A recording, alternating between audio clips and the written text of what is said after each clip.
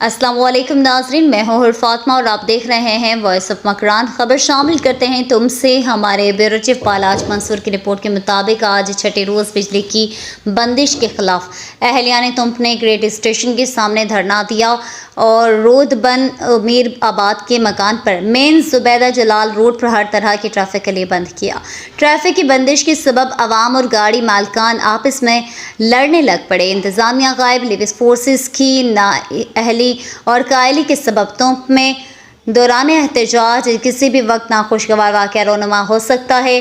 अहलियान तुंप तहसील ने मीराबाद में मकरान को सप्लाई करने वाले 2 बिजली के खंभों पर कैस्को हुकाम को काम करने से रोक दिया और कहा कि जब तक तुंप की बिजली बहाल नहीं की जाएगी तुम तक कैस्को को मकरान की सप्लाई तक लाइन बहाल करने नहीं देंगे।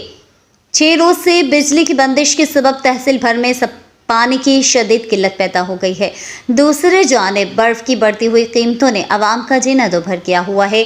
एक लादी बर्फ 2000 से 3000 का बिक रहा है।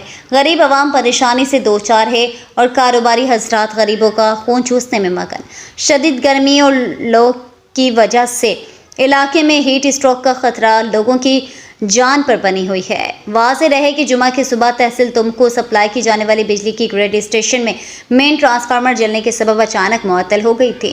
कैस्को ज़राए के मुताबिक आइंदा 1-2 दिन के अंदर मंद ग्रिड स्टेशन का पुराना ट्रांसफार्मर तुंप मुंतकिल किया जाएगा। दूसरी जानिब सियासी और समाजी रहनुमाओं ने खदशा जाहिर करते हुए कहा है कि मंद की आबादी 70,000 के लगभग है।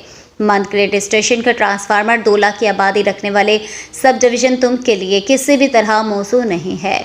लोगों ने इल्ज़ाम लगाया कि वफाकी वज़ीर इलाकाई तआस्सुब का शिकार हैं। मंद का नया ट्रांसफार्मर कहीं महीने पहले पहुंच गया है, जबकि तुंप के लिए मंजूरशुदा ट्रांसफार्मर कहाँ गायब हो गया है।